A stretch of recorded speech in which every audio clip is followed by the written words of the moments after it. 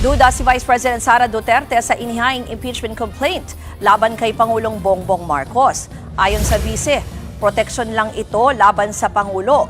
Kapag kasi naibasura daw ang impeachment complaint, kailangan pagbaghintay ng isa pang taon para makapaghain ulit. Ayan so parang diskarte lang daw po ni PBBM, no? Diskarte lang daw ni PBBM para depensa sa kanyang sarili.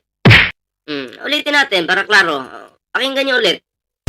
Duda si Vice President Sara Duterte Duda. sa inihaying impeachment complaint laban kay Pangulong Bongbong Marcos. Ayon sa vice, proteksyon lang ito laban sa Pangulo.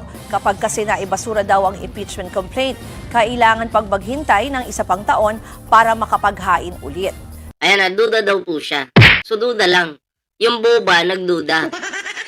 Ano bang alam nito? Boba nga di ba? Wala lang, haka-haka lang siguro. Duda nga Natural, ganun talaga mangyayari. Pag nabasura yan, katulad ng nangyari sa iyo, Sara Duterte.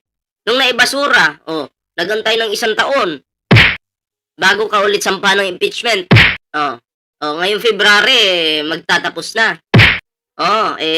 Panibagong impeachment na naman yan. Impeachment 2.0 na. Di ba? So, mukhang si PBBM maliligtas kasi wala namang patunay No, kasi ang nilagay, bakit daw nila ipapa-impeach si PBBM? Kasi di umano gumagamit ng droga, ano pa? O kumbaga, nagnanakaw daw po yung Pangulo, sangkot daw sa flood control. Pero sabi-sabi lang po yun, wala naman pong ebidensya. Ngayon, magagamit mo po ba yan sa impeachment? Hindi. Diba? O katulad ng sinabi ni Aimee Marcos, bangag si PBBM, gumagamit. O magagamit, malakas ba yun? Hindi po. Wala naman pong ebidensya Wala naman pong record ang Pangulo na ito'y gumagamit na ipinagbabawal na gamot, diba? O, so dyan pa lang, matik na po yan, mababasura po yan, diba? Yung kay Sara Duterte, ang daming ebidensya. Mukhang ikaw yung tagili dito, Sara, Inday Sayad, Lustay. Kompleto yung tawag, Sara, Inday Sayad, Lustay. Ikaw yung tagili dito, kaya maghanda-handa ka na, ha? Sabi dito, unang impeachment versus Pres Bongbong Marcos, protection lang sa loob ng 1 taon. Maaari nga protection. Diba? Pero ang tanong, bakit ba maibabasura ang impeachment? Kung wala namang kumpletong ebidensya, basura talaga yan. Diba? Hindi naman pwedeng i-impeach yung tao na walang ginawang, kumbaga, matino ka. Nagtatrabaho ka ng maayos para sa ating bansa. Bakit kayo ipapa-impeach? Bakit makakalusot yan kung, diba? Hindi ka naman magnanakaw. Hindi ka naman adik. Inaakusahan ka lang. Diba? Pero ikaw, Sara, shoot sa bangayan Ang critical po dito, si Sara Duterte. Siya po ang tagili dito ngayon.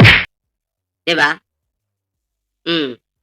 So anyway, bago po tayo magtuloy-tuloy mga pre, kalimbangin nyo na po yan. Huwag kalimutan mag-like, share, subscribe. Para naman po maging updated kayo sa mga uploads natin. Nenita Umali, shoutout po magandang gabi po. Tuloy po natin ito mga pre. Kahapon nang ihain sa Kamara ang unang impeachment complaint laban kay PBBM. Murag bakuna ang tawag nila. Mabakunahan ka para protected ka for 1 year. Boba talaga. Diba? Kung ganun pala yung iniisip ninyo sa Pangulo, dapat last year, ginawa na yan ni PBBM para protected din si PBBM, diba? Dapat ginawa na pala yan. Last year pa. Or noong 2022 pa lang, kakaupo, dapat ginawa na lang. Pina-impeach na agad. Or noong 2023.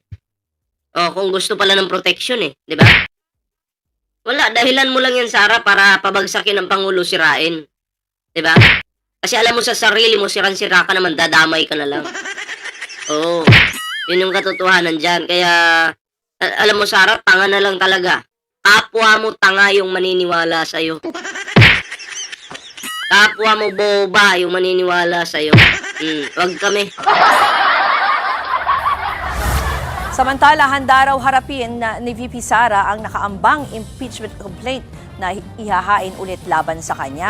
Yan na naman tayo eh. Sasabihin handang harapin. Pero magulat tayo yung mga atakdog niya magngangawa sa social media para pigilan yung impeachment. Yung mga atakdog niyang senator, magngangawa yan para pigilan yung impeachment niya. Pero siya, syempre, sasabihin niya handang harapin. Ang katotohanan, hindi naman. Kasi kung handa ka talagang harapin yung impeachment na yan, dapat yung mga aso mo, aso ka rin naman eh. Ang mga aso mo, kapwa mo aso, pinatigil mo muna sana. Uy, ano yan, kasi handa akong humarap. Dapat ganon. Bakit hindi mo pinipigilan? Huwag nga kami dyan. Umuugong kasi ang panibagong reklamo na ihahain daw ng ilang kongresista laban sa bise na tinawag niyang isang fundraiser. Durog ka dyan, Sara. Nasa dahig na naman, oh. Ang pera po ng taong bayan. Yan, oh. Nasa dahig na naman si Sara. Ako wala po talaga akong natandaan na nagtatrabaho to ng maayos. Ang tinatrabaho niya yung travels niya. Mga travels niya. Ando na naman sa ibang planeta. Kunyari, sabi nga ni Montolpo, yan si Sara, ngayon na lang yan. Kasi noon talaga, binabastos daw talaga ni Sara Duterte yung tatay niya. Diba? Binabastos daw talaga. Si Sara Duterte, ngayon na lang daw yan na kunyari, mahal niya yung tatay niya, pumupunta sa dahig. Kasi, magagamit niya ito pagdating ng election sa 2028. Wala talagang pagmamahal yan sa tatay niya. Naku po. Tambobola na lang yan. Po.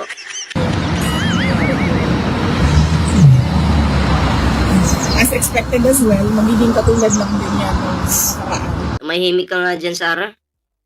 Wala kang bilang. na ginagawang fundraising, no, ng mga members of the House of Representatives yung pagpirma nila sa obviously.